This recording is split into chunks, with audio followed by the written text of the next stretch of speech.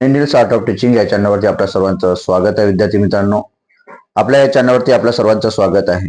महाराष्ट्रातील जे विद्यार्थी पदवीला शेवटच्या वर्षाला आहे, कोणतीही पदवी असेल, BSc असेल, BCom असेल किंवा इतर ज्या पदवी असेल, इंजिनिअरिंग असेल, कोणत्याही विद्यार्थ्यांना जर बीएड करायचं आहे, त्या बीएड करण्याकरिता मोफत जी सेवा असणार आहे किंवा मोफत जे कोणतेही शुल्क न भरता आपल्याला कोणत्या पद्धतीनं बीएड करता येईल, नंतर फॉर्मची लास्ट डेट कधी आहे, डेट वाढणार आहे की नाही वाढणार आहे, नंतर राहण्याची व्यवस्था कशी होणार आहे, खाण्याची व्यवस्था कशी होणार आहे, या संदर्भाने एक मी व्हिडिओ बनवलेला आहे विद्यार्थी मित्रांनो.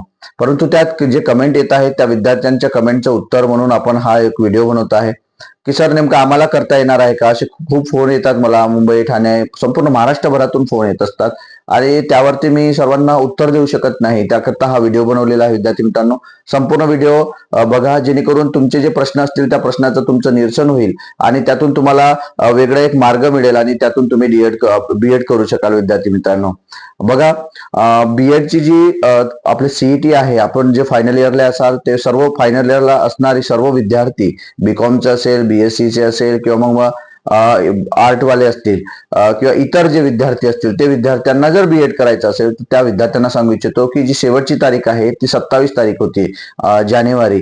तर विद्यार्थी मित्रांनो, ही जी डेट आहे ही डेट वाढणार आहे. त्यामुळे आपल्याला म्हणजे प्रश्न हा पडतो की सर आजचे दोनच दिवस बाकी राहिलेले आहेत आणि आम्ही कसं करू, आम्हाला आता आज माहित झालं. तर विद्यार्थी मित्रांनो, घाबरायचं नाहीये. तुम्ही स्वतःवर मोबाईलवरती पण फॉर्म भरू शकता, MSCET सेलच्या साईटवरती जाऊन, आणि कॅफेमधून पण फॉर्म भरू शकता. नंतर विद्यार्थी मित्रांनो, आपल्याला फीजच्या संदर्भातला प्रश्न येतो की कोणतेही जरी कॉलेज असेल, कोणतं कॉलेज, बीएडचं कॉलेज बीएड करायचं असेल तर प्रश्न पडतो की सर आम्हाला फीज मागितलेली आहे, 20,000 मागितलेले आहे, मी 30,000 भरलेली आहे, नंतर आम्हाला परत फीज देतील का, स्कॉलरशिप पण आहे. ह्या सर्व बाबींचं उत्तर मी तुम्हाला देणार आहे. विद्यार्थी मित्रांनो, हे लक्षात घ्यायचं आहे, जी फीज आहे किंवा फ्री आहे, शुल्क माफ कोणत्या विद्यार्थ्यांची केली जाणार आहे हे लक्षात घ्यायचं आहे.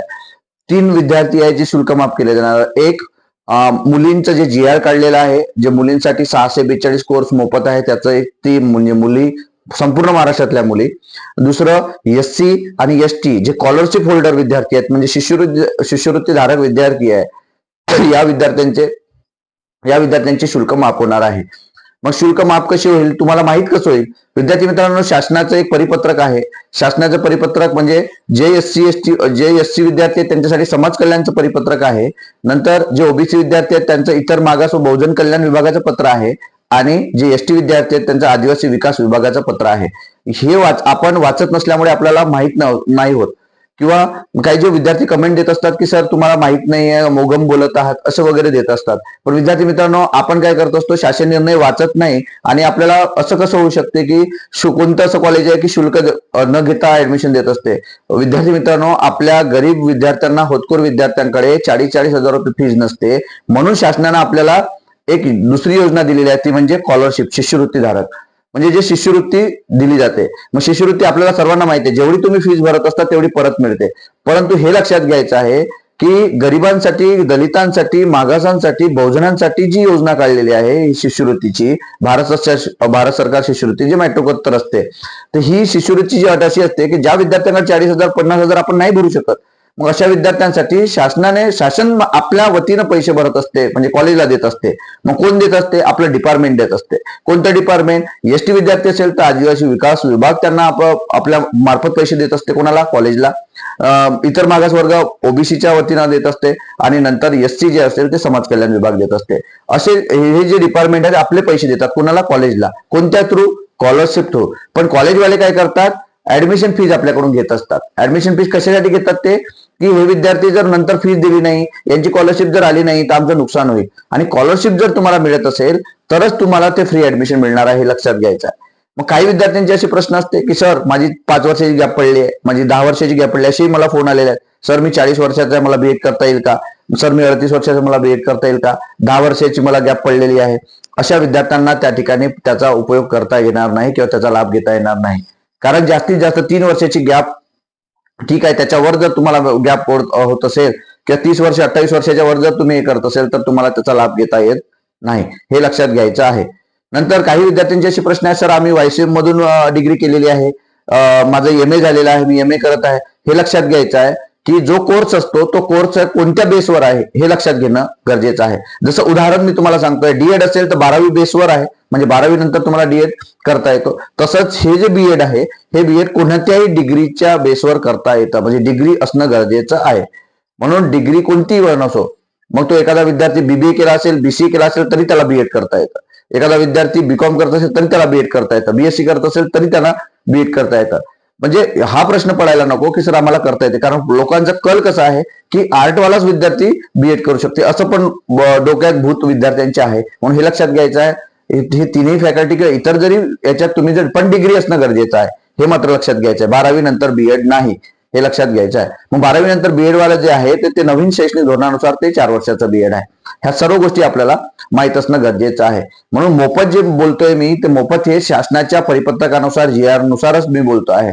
मग हे लक्षात घ्यायचं विद्यार्थी मित्रांनो, जेव्हा तुम्ही प्रवेशाला जाणार आहेत, आता सीईटी एक्झाम देणार आहात तुम्ही, सीईटी दिल्यानंतर तुमचा स्कोर येणार आहे, स्कोर नंतर तुम्ही कॅपराउंडचे फॉर्म भरणार आहे. मग हे सर्व भरल्यानंतर तुम्हाला कोणतं कॉलेज पाहिजे, कॉलेज अलर्ट होणार आहे आणि त्यानंतर कॅप थ्रू ज्या विद्यार्थ्यांची ऍडमिशन होणार आहे त्यांची शुल्क माफ होणार आहे. आणि जे विद्यार्थी मॅनेजमेंट थ्रू जाणार आहे त्या विद्यार्थ्यांना संपूर्ण फीस भरावं लागणार आहे. जे मॅनेजमेंट मधून तुम्ही कोट्यातून जाणार आहे, तुम्ही मार्कवर जाणार नाहीये तुमच्या, तर तुम्ही मॅनेजमेंट मधून तुम्ही जाणार आहे. त्यामुळे मॅनेजमेंट कोट्यातून जे विद्यार्थी ऍडमिशन करणार आहे त्यांना मात्र याचा लाभ घेता येणार नाही मोफतचा, हे सुद्धा लक्षात घ्यायचं आहे. जे कॅप थ्रू जाणार आहे त्यांनाच ऍडमिशन मिळणार आहे आणि ते पण मोफत. मोफत ऍडमिशनच्या वेळी जेव्हा तुम्ही प्रिन्सिपलकडे जाणार आहात तर प्रिन्सिपलकडे ऍडमिशन गेल्यानंतर तर ते म्हणतात की आमची फीस भरावं लागेल तुम्हाला. मग फीस कोणती कारण सांगतात ते की आमची ड्रेसची फीस तुम्हाला भरावं लागेल, नंतर आमचं सायकल स्टँडची फीस भरावं लागेल, आमचे प्रॅक्टिकल बुकची फीस भरावं लागेल, असे तुम्हाला कारण सांगतात. नंतर तुम्ही म्हणता की सर आमच्याकडे तर फ्रीचा GR आहे, आम्ही कसं काय फीस भरू शकतो, तर तुम्हाला सांगतात की आमचं कॉलेज कसं चालवू, अशी ती कारणं गोड कारणं देत असतात विद्यार्थी मित्रांनो. परंतु यावरती आपण तोडगा काढायचा आहे. ते जे आहे ते सर्व फीज आपल्याला 2 प्रकारच्या दिल्या जाते, शासनाच्या स्कॉलरशिप थ्रू, आणि तुम्ही स्कॉलरशिपचा फॉर्म भरत असताना दोन्ही अलॉटमेंट पाहायचं. म्हणजे त्याच्यात दिले असते ट्युशन फीज, डेव्हलपमेंट फीज दिलेली असते. मग हे लक्षात घ्यायचं आहे की ट्युशन फीज आणि डेव्हलपमेंट फीज हे दोन्ही फीज ज्या आहेत ह्या आपल्याला शिष्यवृत्तीच्या वतीनं, म्हणजे शासन आपल्या वतीनं कॉलेजला देत असते. कोणती फीज? ट्युशन फीज, म्हणजे तुम्हाला शिक्षण शिकवण्याची फीज, आणि दुसरी म्हणजे डेव्हलपमेंट म्हणजे काय, त्याच्यात सर्वच आलं. मग प्रॅक्टिकल बुक आले, त्याच्यात तुमचं सायकल स्टँड आली, तुमच्या सर्व गोष्टी त्या कॉलेजमध्ये ज्या काय लागणार आहेत त्या गोष्टी डेव्हलपमेंट फीज मध्ये येत असतात विद्यार्थी मित्रांनो. पण कॉलेज तुम्हाला खोटं बोलतं आणि तुमच्याकडून 15 ते 20 हजार रुपये लाटून घेतं. मग यामुळे काय होते, हे जे 20 हजार रुपये आहे, 20 हजार रुपये आपल्याला परत मिळत नाही, पण जी काही फीज भरलेली असते, इतर जी फीज भरलेली आहे ते मात्र परत देतात. म्हणजे शासनानं दिलेले स्कॉलरशिपची फीज ते त्यांच्या अकाउंटला जमा होत असते आणि आपण दिलेले 20 हजार ते परत देत नाही. अशा पद्धतीने कॉलेज आपल्याकडूनही घेते आणि शासनाकडूनही स्कॉलरशिपच्या माध्यमातून घेत असते. म्हणून कॉलेज आपला स्वतःचा डबल फायदा करून घेत असते, हे सुद्धा लक्षात घ्यायचं आहे. म्हणून कोणतीही फीज भरत असताना विद्यार्थी मित्रांनो लक्षात घ्यायचं आहे. आणि कोणते जे कॉलेज तुमच्याकडून 40 हजार 20 हजार घेत असतात तर ते डुप्लिकेट तुम्हाला कुठली तरी एक छोटीशी स्लिप देत असते आणि त्याच्यात बाकीचं लिहिलेले असते. आणि स्लिप जर देत असेल कॉलेज, नसेल देत तर तुम्ही घ्या ते स्लिप.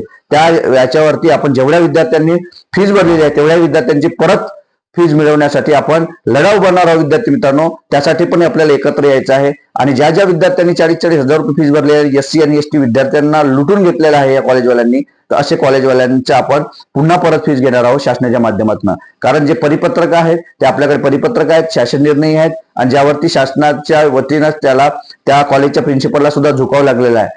आम्ही स्वतःहून 0 रुपयात ऍडमिशन करून दिलेले आहे. मग ते BSc नर्सिंग असो, BEd असो, MBA असो, कोणताही व्यावसायिक कोर्स असो, म्हणजे SC ST च्या बाबत. पण हे लक्षात घ्यायचं आहे विद्यार्थी मित्रांनो.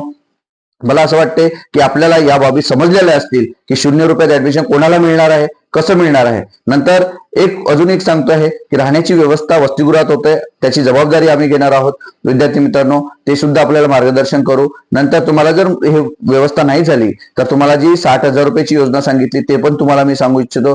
परंतु विद्यार्थी मित्रांनो, हा व्हिडिओ आपण याच्यापुरताच बनवलेला आहे की ही जी बातमी आहे की हे जे आहे की कोणाला करता येणार आहे, त्याच्या सर्व प्रश्नांची उत्तरं, ते पैसे कसे मिळणार आहेत आणि तुम्ही मोफत कसं होईल या संदर्भाने ही माहिती आपल्यासाठी दिली होती. आपल्याला ही माहिती कशी वाटली हे नक्कीच कमेंट बॉक्समध्ये कळवा. आणि ज्या विद्यार्थ्यांना या गोष्टी माहित नव्हत्या अशा सर्व विद्यार्थ्यांना आपल्या कॉलेजच्या ग्रुपला इकडे तिकडे हे सर्व हा जो व्हिडिओ आहे हा शेअर करा, जेणेकरून आपल्या गरीब, होतकरू, मागास, दलित, बहुजनांच्या संपूर्ण विद्यार्थ्यांची डोळे उघडले पाहिजे आणि आपल्या विद्यार्थ्यांचे कुठेतरी पैसे किंवा लूटमारी जी आहे ती कुठेतरी थांबली पाहिजे, यासाठीचा हा प्रयत्न होता. आणि अशाच अपडेट करता माझ्या चॅनलला तुम्ही सबस्क्राईब करा. धन्यवाद.